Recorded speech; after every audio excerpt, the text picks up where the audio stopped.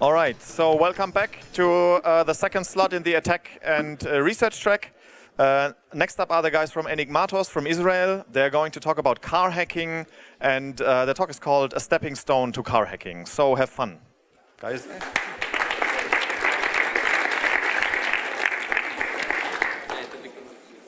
Nice to meet you. Hi.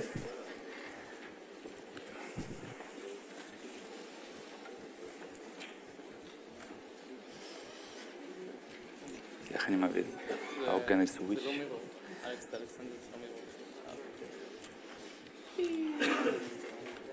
למה אין סאונד? יש סאונד? Sound? Oh, no sound. אוקיי. פה נראה לי אולי? כן, תזיז אותו ימינה? אוקיי, אז אולי... Okay, there is no sound. So, yeah. בוא נדלג על זה. נראה לי נדלג על זה. נראה לי אפשר לדלג על זה. I think we'll just skip it. Yeah, just start about it. כן, let's start about it. טוב, זה עובר? Okay. Okay, never mind.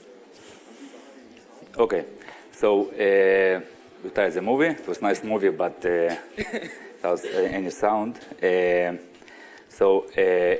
As talking before, we are going to talk about cars and hacking the cars. So first of all, who we are.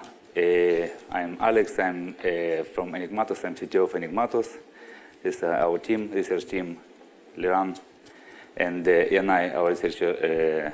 Security researchers that were part of the research, and we are going to talk about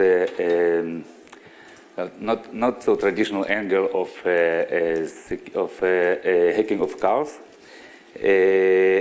and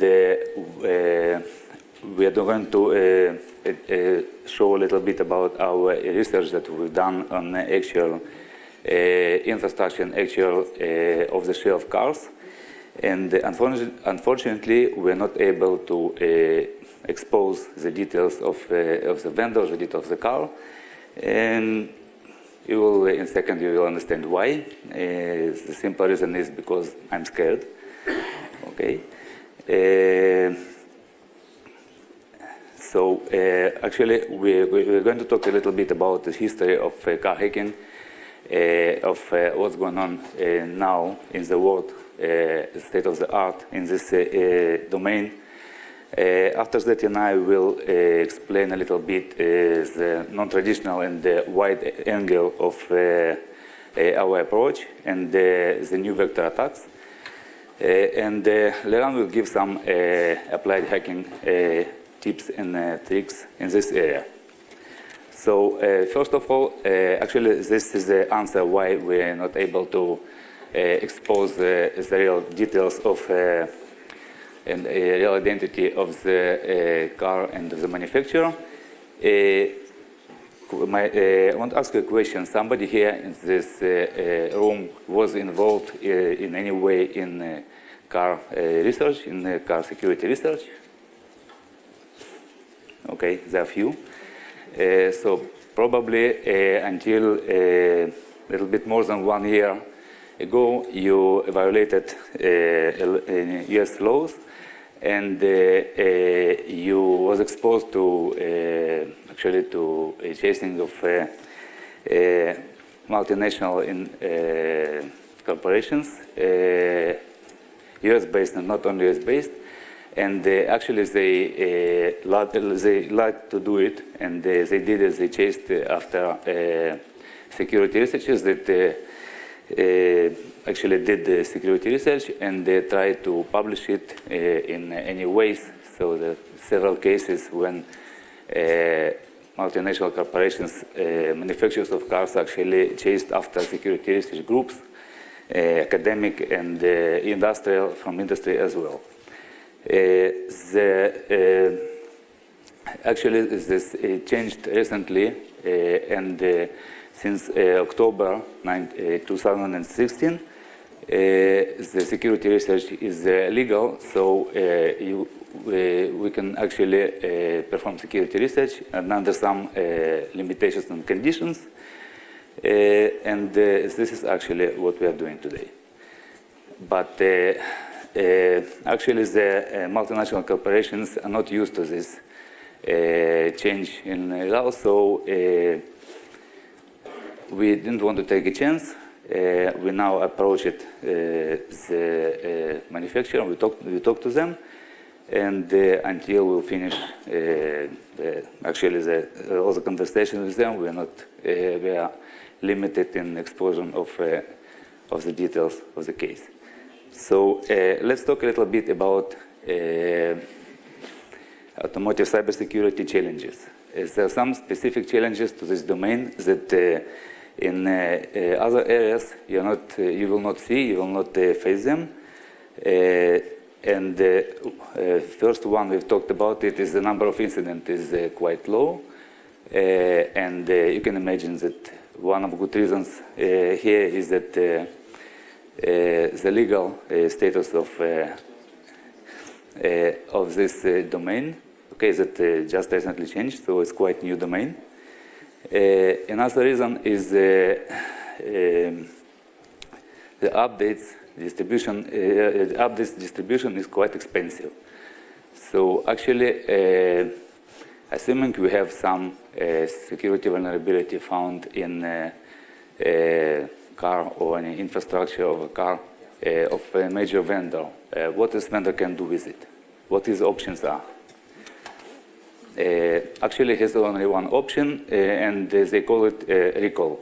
So they have to take the cars, to call the cars to repair shops, and the repair shops has to update maybe software or replace some carpet, or I don't know what to do, but the work may take 5 minutes actually, or even less.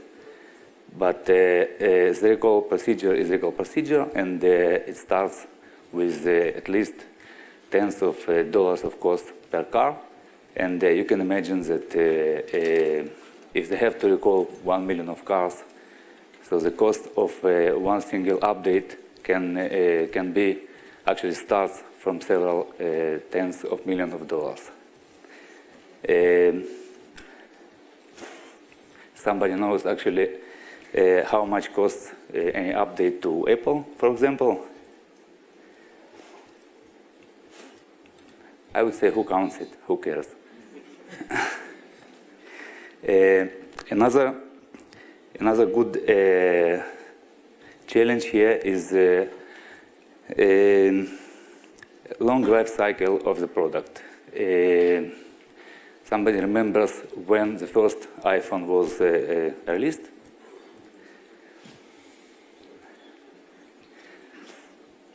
$11 years ago, 2007. And today I have already a version 8. So in 11 years I already switched 8 hardware versions and much more software releases and major and minor software releases. And I bought my Toyota Yaris in 2006, and it's even older than the first iPhone that doesn't exist anymore, actually.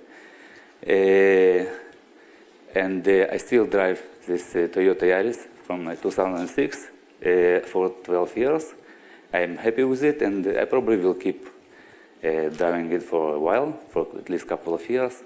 So this is a great challenge for security in automotive field, actually, because think of computer powers that was available for Toyota 12 years ago when they manufactured the car. I think that the challenge is obvious, actually.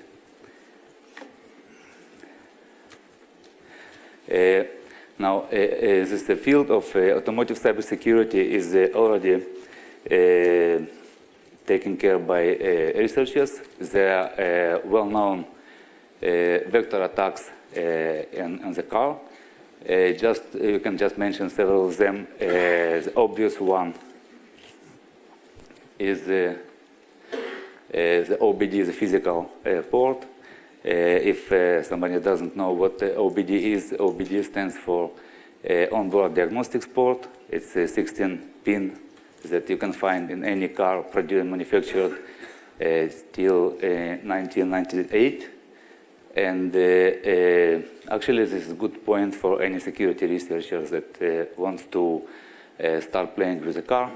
You can, with very simple and cheap hardware, to plug in your laptop or any other device to your car, and you're in the car, so you can sniff communication of devices, and you can even inject your own communication. So this is a good start point for any research. Another interesting vector is infotainment systems that are based on well-known software platforms like QNX or Android, and you'll see several examples of researchers that already found vulnerabilities in them. And there are going to be more, like V2X communication. V2X stands for vehicle to everything, like vehicle to vehicle, vehicle to cloud, vehicle to infrastructure, that are going to be on the roads very soon. Now, let's see on a couple of examples of recent security vulnerabilities that published in recent years. We have Chrysler, we have BMW, and we have Tesla. All of them were hacked by security researchers, and all these vulnerabilities were reported to the vendors, and they fixed them. The most famous one is the Chrysler Recall. The Chrysler vulnerability that actually caused to recall of 1.4 million of cars. It was the Jeep Cherokee.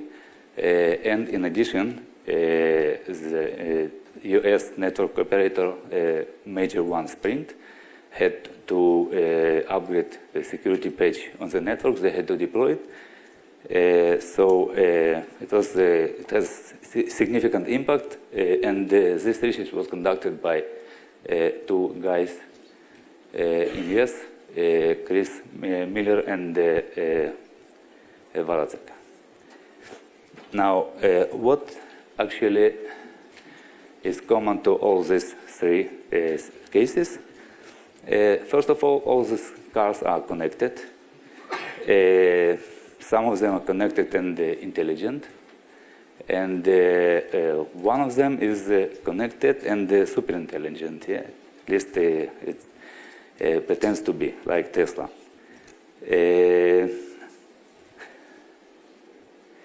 But we'd like to talk a little bit about a different angle of the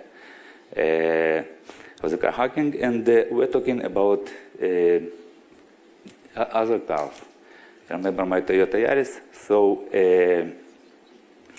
out of 1.2 billion cars on roads, only a few of them are so sophisticated, connected, and intelligent like we saw before.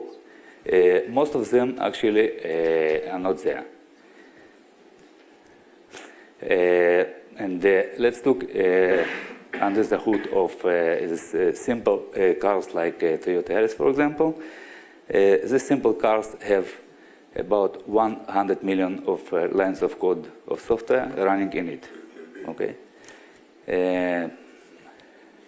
Just to compare, we have Boeing 707 has only 14 million lines of code. Somebody has any idea why there is so big difference here?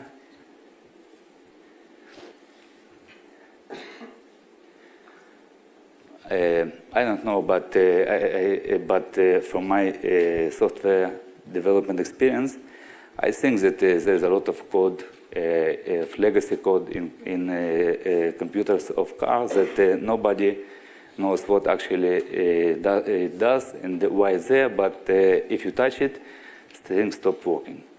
or even things stop compiling. So it's just there, and it's fine. Another interesting point here is that today's car have 20 to 100 ECUs. ECU stands for electronic control units. That is actually computers that has some dedicated function or several functions. It can be quite simple. It can be quite complicated. And the lovely one is CAN bus Automotive Networks Protocol that actually exists in every single car that is on the road today, and it's going to stay with us for a long time. And actually, CAN stands for Controller Area Network, and it has several lovely security challenges. And the major one is you have no idea who sends the message. You have no way to know if this message was sent by a valid ECU or by some malicious device, or actually you have no idea what is the source of the message and why it sends it. So it's we have no device authentication and we have no message authentication. So the content can be actually altered on the wire, and we have no way to know that something happened. Okay, so till now we talked about the car itself, and now let's look at the big picture. And the big picture is that every car, at least once or twice a year, enters some repair shop. And actually from here, most of people have no idea what's going there. Kind of magic. After several hours, we get a bill that looks complicated and not clear at all.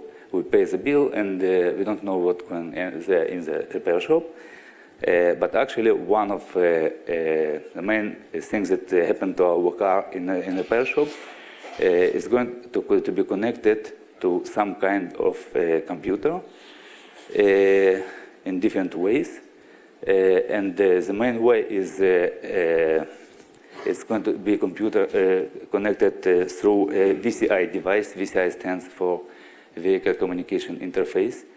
It's a family of devices that is used by manufacturers to connect to the car and to make some diagnostics, to gather data, use the statistics, and definitely for delivering the firmware and the software updates.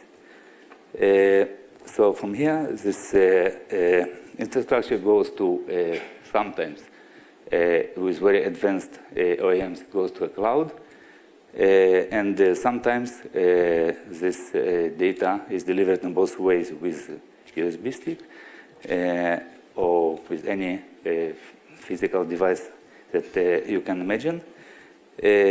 From here, Yannay is going to talk a little bit more about the infrastructure. Thanks.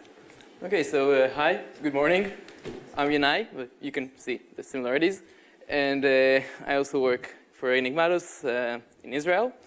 And yeah, so let's start talking about scaling car hacking. So what Alex was telling you before is basically that all the cars that were hacked in the recent few years were connected intelligent. And why is that? Because the first research done about car hacking was very local, and the response of the vendors were, okay, yes, if you're doing a local research, you can also cut somebody's wires, right? You don't really need to hack the car. And this was their official response at the beginning, like, doesn't matter. And then came the next research, and people were trying to attack the cars remotely. So they went for the Wi-Fi, for the cellular networks, and all that. But it's anecdotal, in my opinion. And we're looking at this. The rest of the cars were considered unhackable, right? Because the non-connected cars were unhackable, but there is no such thing as unhackable, as we know. So we went for this infrastructure. That's what we're going for. Yeah, the closest thing is hackable, which is correct. So, but let's talk about car hacking objectives. So basically, when you're hacking a car, we want to control critical functions. So we basically want to change the software on the car. We may want to sabotage the car even without changing the software, like recalibrating it differently. We want to steal private information. Today, cars log where they are, what they're doing, and gas consumption, location, stuff like that. And the OEM is actually collecting this information. So also deceiving the OEM, sending wrong information, is an objective we may want to do when hacking the car. So remember this. Let's talk about the infrastructure again. So this is an example of repair shop or vendor infrastructure. There are some variations to this infrastructure, but I think it's a good illustration so far. So let's see what we have here. We have the car, which has like tons of ECUs, the electronic control units that actually control the car functions. And they really need to be patched from time to time because they have vulnerabilities or malfunctions.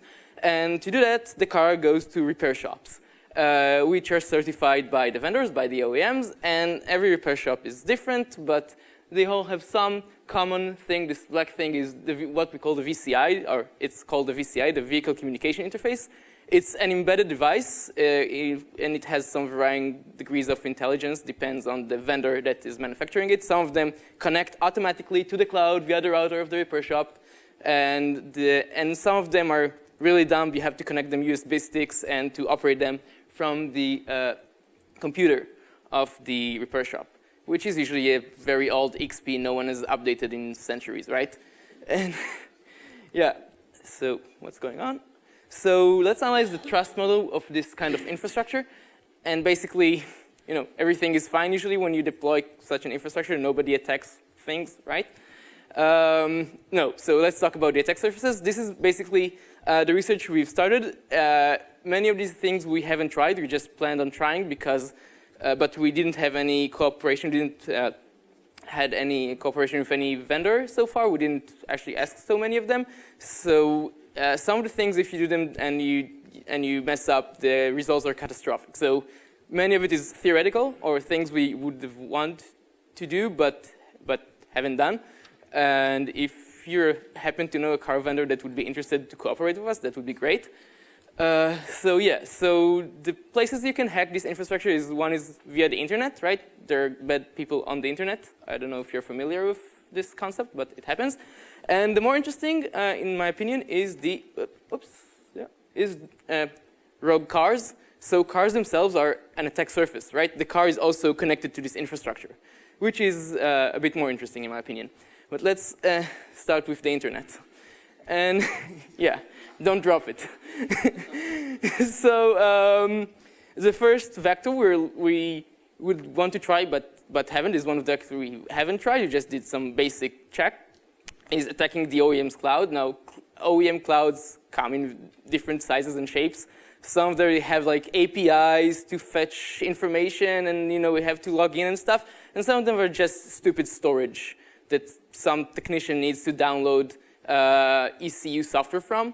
And it looked promising. Some of them they came straight from the 90s. And like promising from an attacker's point of view. I mean, let's make the world a safer place and bring them to 2018, please. And if you hack this cloud, this website, this thing, basically you achieved all the objectives you wanted, right? You control the software because you can put any software you want there and basically flash any car, any ECU that you want with your software. And you can change the car's functionality. You can get all the data that goes to the OEM because you control their cloud. And I hope it's secured. It doesn't look secure, but I don't really know. And the nice thing about hacking the cloud is that you've gone full scale, right? You just hacked all the cars of that OEM. So that's complete ownage. And I hope it's secure. Another interesting stuff is that, well, use Shodan, look for repair shops. And when I said that some of these VCIs, or the VCIs later, but routers, XPs, You can hack them. It's IoT, it's old machines. You need to do a distributed attack to do that, but you're just one hop away from the car, and you didn't go to the OEM. You didn't attack the OEM, which means that it will be very harder to fix, right? Because if you attack the OEM finds out, they fix their cloud, everything is good. But if you distributedly attacked all these repair shops, you basically win, and you're one hop away from the car. And when I say one hop away, I'm talking about this VCI, the Vehicle Communication Interface, that once you got it, and you just win, right? You're just there in the middle between the car and the technician, the computer, the cloud, whatever, and you can do whatever you want. It's quite easy to hack them. I mean, the couple we've tried from the network side, the intelligent ones are actually exposed to the internet. So they connect directly to the OEM, so they're exposed to the internet. Some of them have secure tunnel, so it's a bit harder, but it's very easy. It's just IoT shitty device that someone should break as soon as possible, in my opinion. But never mind. They are either by design easily hacked. I mean, there is no even it's not even a trust boundary or like security boundary, nothing. Or they're really easy to hack because IoT. And once you get there, you got all your objectives. You can flash the car. I mean, hopefully you can flash the car. You have direct access to the car. And you can actually get all the information coming from the car to the cloud. So you got everything. And it scales quite well. Next thing is red cars. I think that's what's recent. No, nobody speaks French. OK, never mind. So cars injecting their information to the VCI, which is quite surprising. And I don't think any vendor of a VCI device ever thought of it. So yeah, you can just attack the VCI. It's surprising how easy it was and quite scary, in my opinion. So yeah, Alex said that we cannot disclose the vendors. This is the reason. It's super easy. Yeah, you just take your car into a garage, repair shop, change the hardware, and you hack the VCI. And everything we said in the previous slide applies. I mean, you have a hacked VCI. And yeah, but how do we scale it, right? I take my one car into the garage. OK, I hack the VCI. I can hack every car that enters the garage. So this is what I would do. I would first attack the VCI. Then the VCI would attack every incoming car, right? But you don't take your car to the same garage every time. You just, maybe you moved. Maybe you're going to a different place. Maybe you had a malfunction somewhere in the middle between Germany and France, and you just went to the first garage you find. So then you'll take the next VCI. And this is how you can spread the epidemic. And I don't know where is the profit in that, actually. But this is how I would make a scalable car hacking infrastructure. Just weaponize one car and go on and on. So yeah, some other things we've thought of and haven't tried because they're super weird, and also need cooperation with vendors, but it's still nice. So you can see that the VCI in the cloud, some of the more intelligent VCIs have direct access to the cloud via some SSH tunnel. And it seems very promising to hack the cloud from the VCI, because when you think, oh, there is a tunnel, you trust whatever on the other side of the tunnel, right? And that would be very nice. And then you can also control the cloud's OEM. And this would be even weirder, but the car has direct access to the cloud. And it seems like vendors trust the car, not to be malicious. But it's my car. I mean, somebody's car, not mine. So it is malicious, and you can maybe compromise the OEM cloud. There is lots of data going on. As I told, locations, binary protocols. I'm sure there is something in there. So that was our research ideas. And we want to talk more about the last. I mean, if I convince you that we have this last mile, like the car access quite covered. I mean, it's possible to access cars remotely in a scalable way. So I think the next step is actually convince you that cars can be hacked once you got this access. And so, I mean, the rest of the stuff is like OEM cloud. We need to do the research in the future with cooperation with the vendor. The VCIs we're researching currently, and they're quite easily hacked.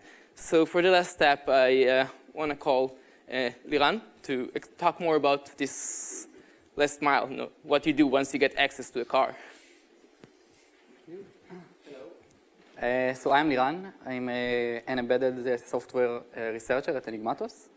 And I'm going to talk to you a little bit more about the car and about a hacker's perspective.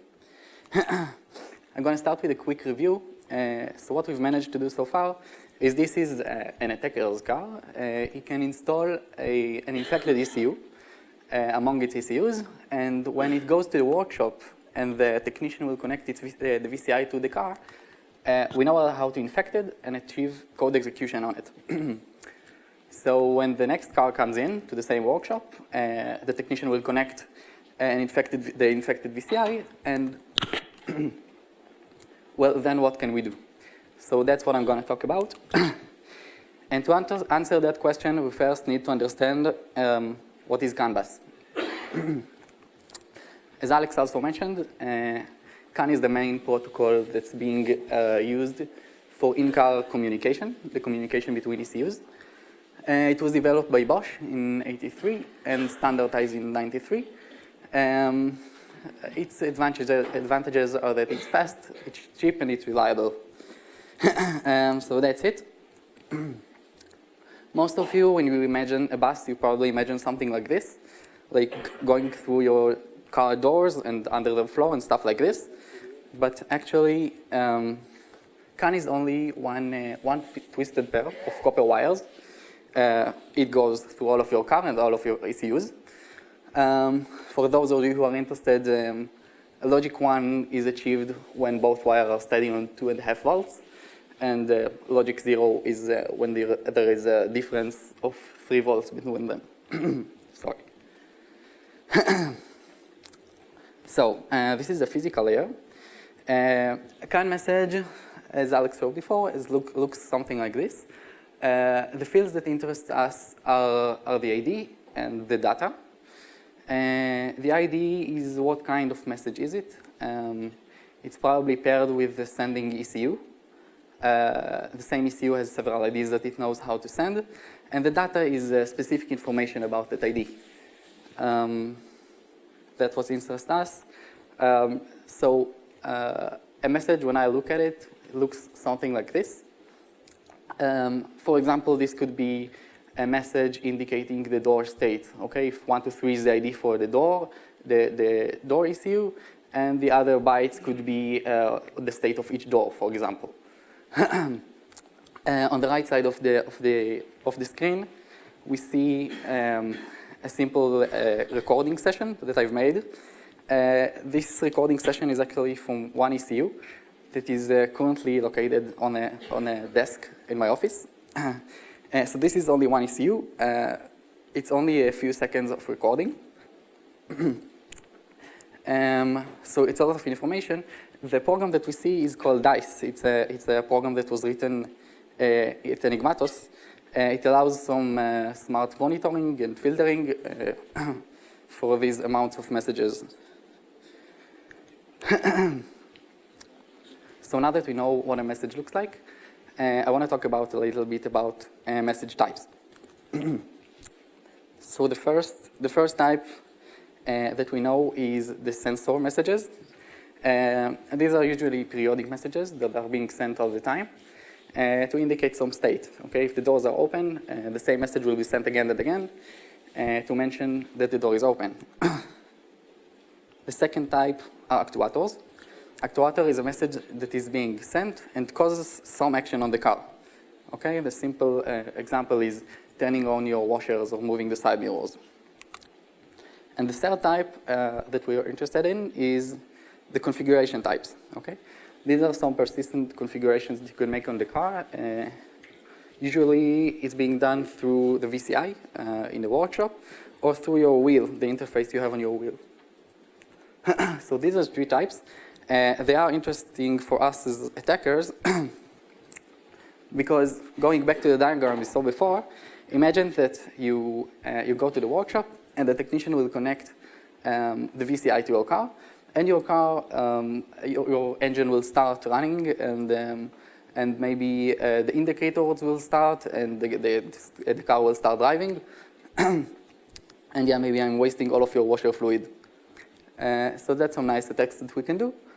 With the configuration type, we can do stuff like disabling the parking sensor and disabling the reverse camera and other stuff you can see here. So that's nice for us as attackers. But the problem with each type is that if we use actuators, then we're not persistent on the car. Once the VCI is being disconnected, we have no longer control over the car. So that's a bummer. And the configuration, it's mostly API stuff, things that are not that harmful for your vehicle, things that are meant to be configured. So this solution is not good enough for us. And to find a better solution, we first need to understand two other protocols that are over Canvas. The first one, as Alex mentioned briefly, is the OBD. The OBD, according to Wikipedia, it's an automotive term referring to a vehicle's self-diagnostic and reporting capability. When I say OBD, I mean two things. The first is the physical interface, which looks something like this. Okay, if you reach your hand under the car, under your wheel, sorry, you can feel something like this. This is where the technician will connect your VCI. This is how we as researchers connect to the canvas. You don't need to dislocate anything, or it's just like that. So this is the first term that I'm referring to, and the other it's the OBD protocol. It's a protocol over canvas. It's usually a specific ID that's being sent, or a few IDs of canvas, and the first byte indicates what command I want to execute. Okay, and it's universal to most of the cars today. But it's less interesting for us now. What's more interesting for us is the UDS protocol. It's a protocol that is very similar to the OBD, sorry.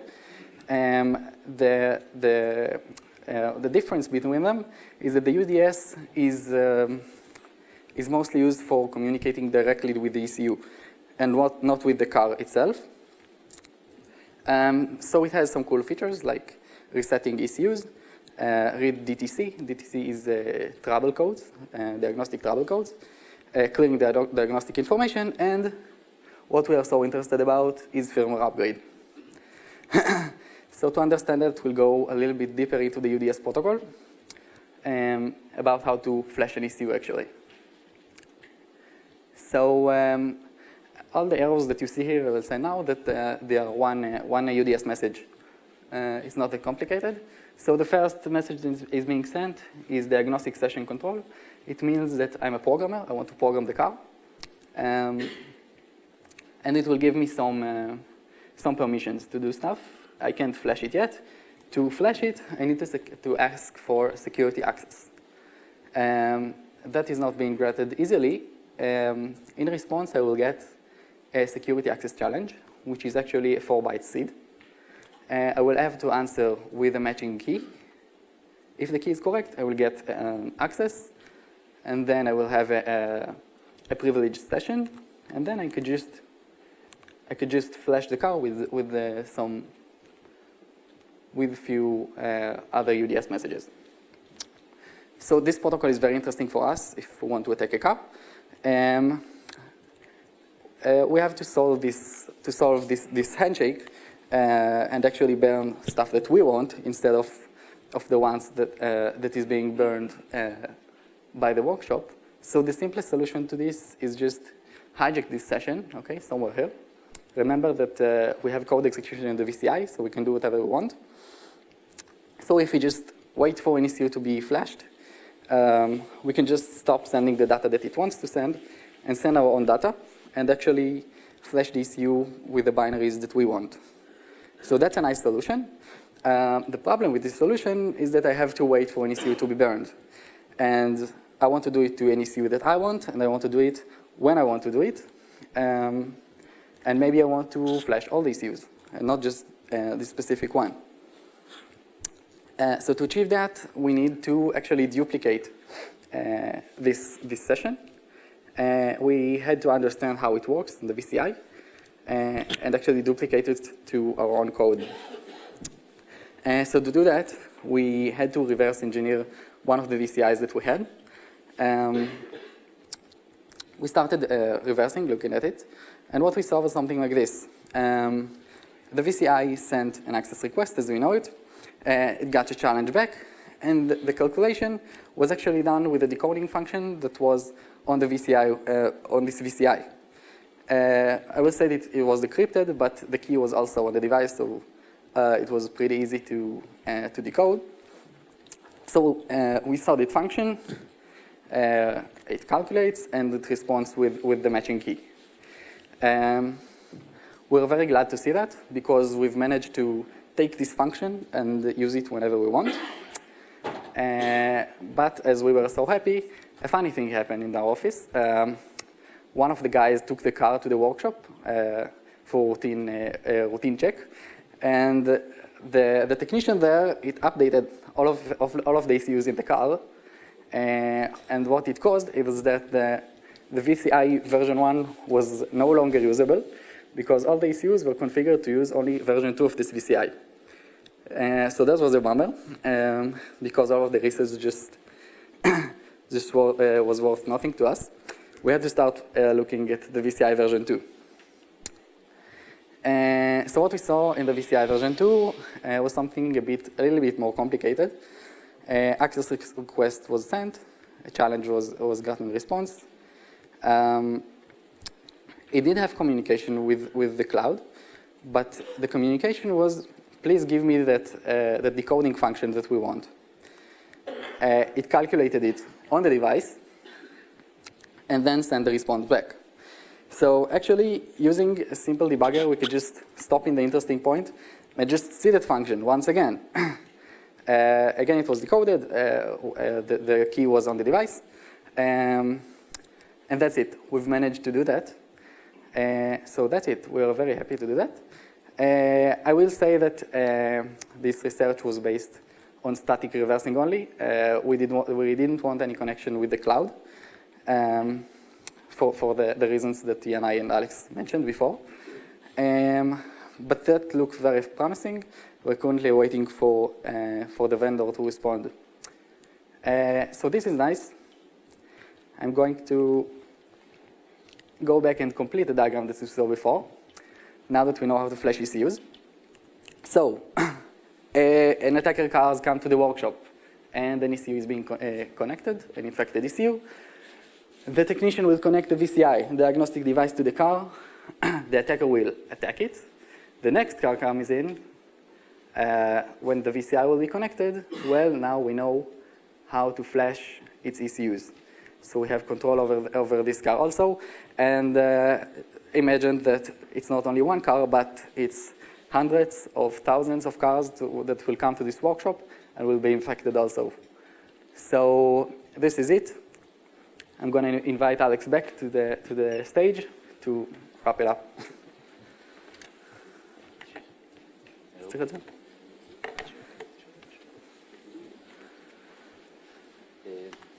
Hi.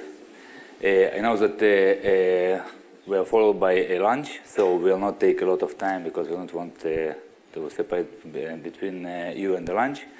But just to finish this presentation, I wanted to mention what we talked about today.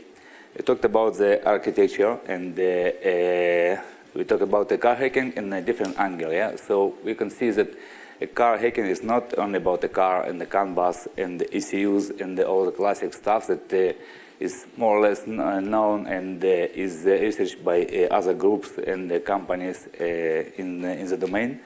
It's much, much more. So there's plenty of architecture that arrives for further research and arrives also for solutions. And think of the future a little bit. All this architecture is going to be even more complicated. Cars are going to talk to each other, okay? And it's not science fiction. Already, these cars are already under development and even under manufacturing in premises of OEMs. So this is going to happen, and all this infrastructure is going to be even more complicated. And with all this complication and progress of technology, we still have This risk that somebody is here and somebody sits and actually steals private information or controls your car or just infects anything that he wants. Okay, so what next? As you see, we have plenty of new vector attacks and new legs of this architecture that we can research. You're welcome also to join this effort in that way or another. I just want to warn you that this is a physical area, so these computers control actually physical things, real stuff, so everything that works for you or even doesn't work for you can have potential complications, like, I don't know, if you maybe you can disable brakes or you can disable any critical functions of your car, so be careful, take extra care, be aware that you're going to deal with real stuff. And we had some accidents in this area. Now, regarding the solutions of this architecture. Of course, the short-term solutions, VCIs can be hardened, protocols can be hardened, the security checks can be hardened, like we saw from in this upgrade from VCI 1 to VCI 2. But still, all this bandage, we definitely, I think that this domain requires more comprehensive long-term solutions. And we do provide such kind of solutions, and not only in Matters, there are several companies in this field that provide such solutions. So if you know somebody, if you're looking for solutions, or you know somebody that looks for the solutions, you're welcome. And if you'd like to cooperate in this way or another on security research or solutions, just call us. That's it. Any questions?